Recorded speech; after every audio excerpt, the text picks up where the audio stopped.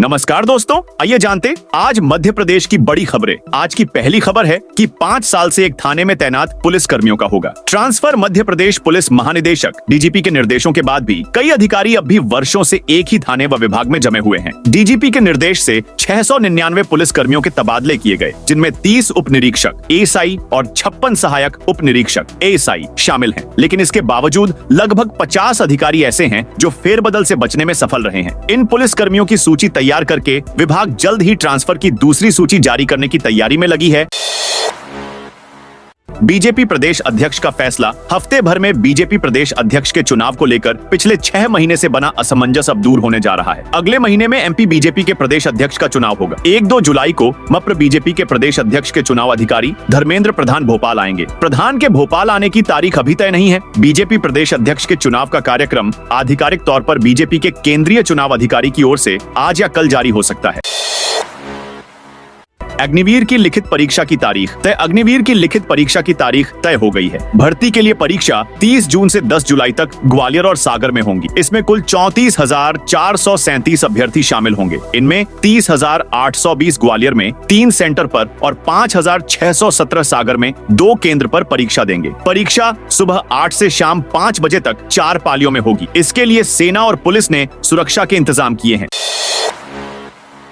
आगर मालवा में स्कूल बसों में जीपीएस सीसीटीवी अनिवार्य। आगर मालवा में स्कूली बच्चों की सुरक्षा को लेकर एएसपी कार्यालय में बैठक आयोजित की गई। इसमें जिले के 60 से अधिक स्कूल बस संचालक शामिल हुए। बैठक में एएसपी रविंद्र कुमार बोयट ने स्कूल वाहनों के लिए 19 सुरक्षा मानक निर्धारित किए। इनमें बस का पीला रंग और स्कूल बस का अंकन अनिवार्य किया गया है। साथ ही फर्स्ट एड बॉक्स, अग्निशमन यंत्र और स्पीड गवर्नर लगाना जरूरी होगा। बैठक में खिड़कियों पर सुरक्षा जाली, वैध परमिट और फिटनेस सर्टिफिकेट भी अनिवार्य किए गए हैं। हर बस में जीपीएस और सीसीटीवी कैमरे लगाने होंगे। महिला सहायक की नियुक्ति और ड्राइवर का कैरेक्टर वेरिफिकेशन भी जरूरी होगा।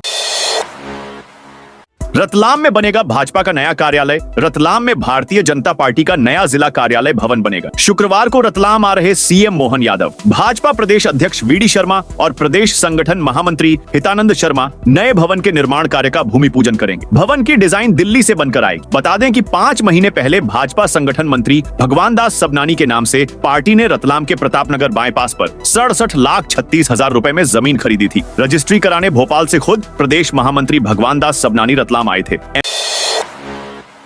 एमपी में छात्रों को साइकिल लैपटॉप देने की तारीख तय। मध्य प्रदेश के करीब 5 लाख स्टूडेंट्स को लैपटॉप और साइकिल जुलाई के पहले ही हफ्ते में मिलने वाले हैं। सरकार ने स्कूल शिक्षा विभाग को निर्देश दिए हैं कि 4 जुलाई से पहले स्कूटी, साइकिल और लैपटॉप के पात्र छात्रों का डेटा इकट्ठा कर शिक्षा पोर्टल पर अपलोड कर दिया जाए। स्कूल शिक्षा विभाग के मुताबिक 4,30,000 छात्रों को साइकिल मिलेगी, जबकि 94,000 छात्रों को लैपटॉप मिलने वाले हैं।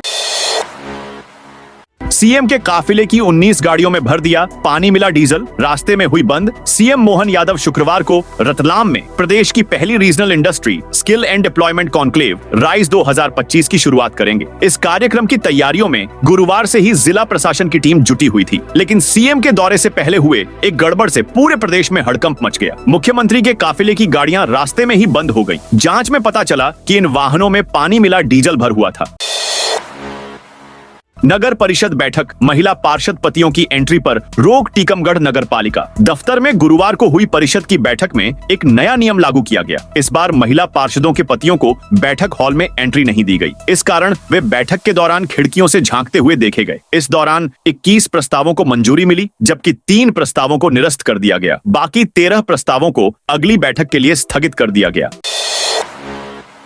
एमपी में 9 जुलाई को बैंक कर्मी हड़ताल पर रहेंगे। मध्य प्रदेश के बैंक कर्मी 9 जुलाई को हड़ताल पर रहेंगे। वे अपनी 17 सूत्री मांगों के समर्थन में हड़ताल करेंगे। इससे पहले उन्होंने भोपाल में एक जगह पर इकट्ठा होकर नारेबाजी की। All India bank employees association, all India bank officers association एवं bank employees federation of India ने केंद्रीय श्रमिक संगठनों की मांगों का समर्थन करते हुए बैंकिंग उद्योग एवं बैंक कर्मियों की मांगों को लेकर अखिल भारतीय बैंक हड़ताल का आह्वान किया है। जन एवं श्रम विरोधी नीतियों के खिलाफ और बैंकिंग एवं वित्तीय संस्थानों की मांगों को लेकर यह हड़ताल रहेगी। ग्वालियर में नकाबपोशों ने साधुओं को डंडे सरिये से पीटा। ग्वालियर में घाटी गांव के वनखंडी आश्रम में 3 नकाबपोश बदमाशों ने साधुओं पर सरियों और डंडों से हमला कर दिया। उनके पास से 50,000 रुपए नकद, 1 लैपटॉप, 2 मोबाइल और 1 कार लूट कर फरार हो गए। घटना Shivpuri link road, Agra Mumbai highway स्थित वनखंडी आश्रम में गुरुवार रात करीब 10 बजे की है। इस हमले में जूना अखाड़ा मौजगिरी आश्रम, प्रयागराज के बाबा शिवानंद गिरी और उनके साथी सतीशानंद गिरी घायल हुए हैं।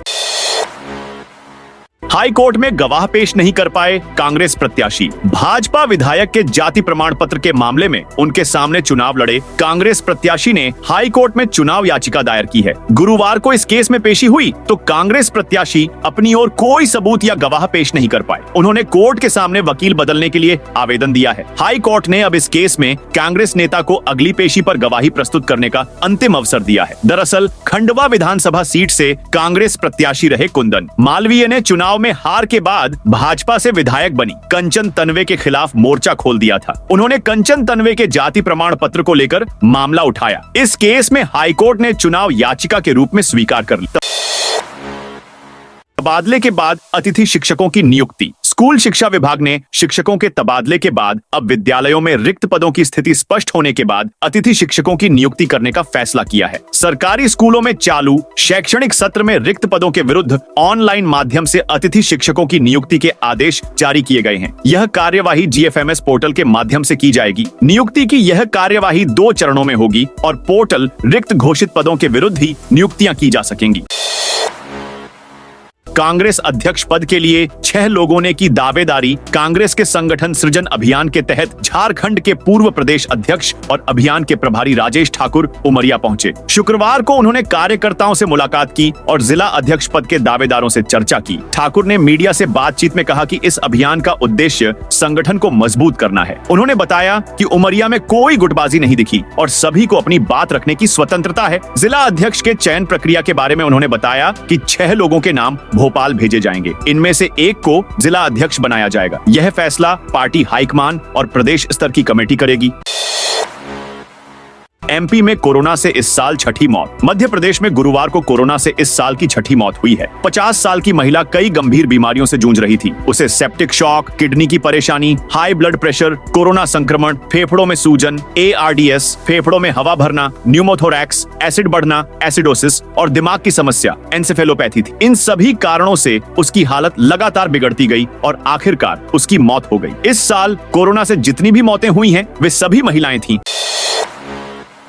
दादा धूनी वाले मंदिर के मॉडल की तस्वीर सामने आई। खंडवा के दादा धूनी वाले मंदिर के नव निर्माण का मॉडल भूमि पूजन से पहले ही सामने आ गया है। मंदिर निर्माण समिति से जुड़े सदस्यों ने इसे सोशल मीडिया पर शेयर किया, जबकि इस मॉडल और 3D नक्शे का आधिकारिक लोकार्पण 30 जून को मुख्यमंत्री डॉ मोहन यादव की मौजूदगी में होना है। प्रस्तावित मॉडल के अनुसार मंदिर में कुल 108 खंभे होंगे। इनमें से 84 खंभे खुले रहेंगे, जबकि 24 खंभे समाधि स्थल और नर्मदा मैया मंदिर की दीवारों में कवर्ड रहेंगे। निर्माण में 1.5 नंबर मकराना के उच्च क्वालिटी मार्बल का उपयोग किया जाएगा।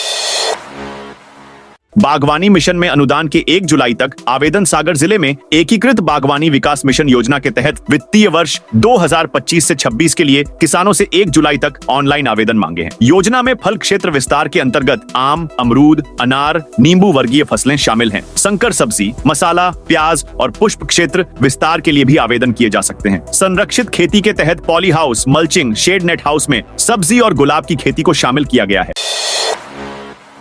जुलाई के अंत तक 50,000 कर्मचारियों अधिकारियों का होगा प्रमोशन। राज्य के जिन शासकीय सेवकों का 9 साल अप्रैल 2016 से ओहदा नहीं बढ़ा, अब उन्हें 35 दिन में पदोन्नति मिलेगी। मुख्य सचिव CS अनुराग जैन ने गुरुवार को उच्च स्तरीय बैठक में यह डेडलाइन तय की। CS ने कहा, अफसर कर्मियों की गोपनीय चरित्रावली CR अधिकतम 1 सप्ताह में लिखें। विभागीय पदोन्नत समिति DPC की बैठक कर हर हाल में 31 जुलाई तक पदोन्नति दे। कोई अड़चन हो तो अभी कहें। बोले 9 साल से अटकी पदोन्नति के लिए और इंतजार न करना पड़े। नए नियम के बाद पहली बार CS मंत्रालय में बैठक की।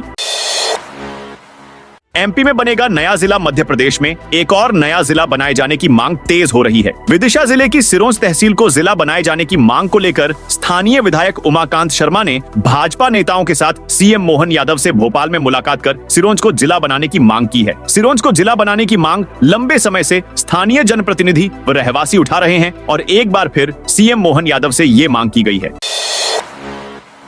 बाबा महाकाल की सवारी को लेकर बड़ी खबर। सावन भादो मास में हर सोमवार को निकलने वाली बाबा महाकाल की सवारियों का सिलसिला 14 जुलाई से शुरू होगा। राजसी शाही सवारी 18 अगस्त को निकाली जाएगी। इस बार हर सवारी की थीम कुछ अलग रहेगी। सवारी की तैयारियों को लेकर शुक्रवार को कलेक्टर रोशन कुमार सिंह और एसपी प्रदीप शर्मा ने अधिकारियों की समीक्षा बैठक बुलाई और जिम्मेदारियां तय की। इंदौर में शिवराज सिंह चौहान बोले, खेती अब कागजों में नहीं, जमीन पर किसानों से बातचीत के आधार पर चलेगी। कृषि नीतियों के फैसले अब मंत्रालय के कमरों में नहीं, खेतों की मिट्टी में लिए जाएंगे। यह संदेश केंद्रीय कृषि एवं किसान कल्याण तथा ग्रामीण विकास मंत्री शिवराज सिंह चौहान ने गुरुवार को इंदौर स्थित भारतीय सोयाबीन अनुसंधान संस्थान में हुई बैठक में दिया। यहाँ देश भर से आए वैज्ञानिकों, विशेषज्ञों, किसानों और अधिकारियों के बीच उनका अलग ही अंदाज नजर आया। खेत में ट्रैक्टर चलाकर उन्होंने न केवल वैज्ञानिकों को व्यावहारिक ज्ञान की अहमियत समझाई, बल्कि यह भी स्पष्ट किया कि वे नकली नहीं, असली किसान हैं। राजगढ़ में त्योहारी सीजन में पुलिस कर्मियों की छुट्टियां रद्द। राजगढ़ जिले में त्योहारी सीजन के दौरान कानून व्यवस्था बनाए रखने के लिए पुलिस अधीक्षक अमित तोलानी ने विशेष आदेश जारी किया है। आदेश के तहत जिले के सभी पुलिस अधिकारियों और कर्मचारियों की छुट्टियां अगली सूचना तक रोक दी गई हैं। एसपी कार्यालय से जारी आदेश में कहा गया है कि पहले से स्वीकृत अवकाश भी तत्काल प्रभाव से रद्द माने जाएंगे। केवल अत्यंत आवश्यक परिस्थितियों में ही सीमित समय के लिए अवकाश स्वीकृत होगा, वह भी उच्चाधिकारियों की अनुमति के बाद। पुलिस प्रशासन ने चेतावनी दी है कि यदि कोई कर्मचारी बिना अनुमति मुख्यालय छोड़ता है तो उसके खिलाफ सख्त विभागीय कार्रवाई की जाएगी। एमपी के 413 शहरों में नक्शे और संपत्तियों की झंझटें खत्म। मध्य प्रदेश में जमीनों, मकानों के नक्शे, संपत्तियों में आने वाली झंझटें खत्म कर दी गई हैं। प्रदेश के शहरी और ग्रामीण क्षेत्रों में जमीनी रिकॉर्ड, संपत्तियों का प्रबंधन और विकास योजनाओं को बेहतर बनाने के लिए भौगोलिक सूचना प्रणाली यानी GIS सर्वे और मानचित्रण का उपयोग किया जा रहा है। सरकार का दावा है कि प्रदेश के 413 शहरों में यह काम पूरा कर लिया गया है।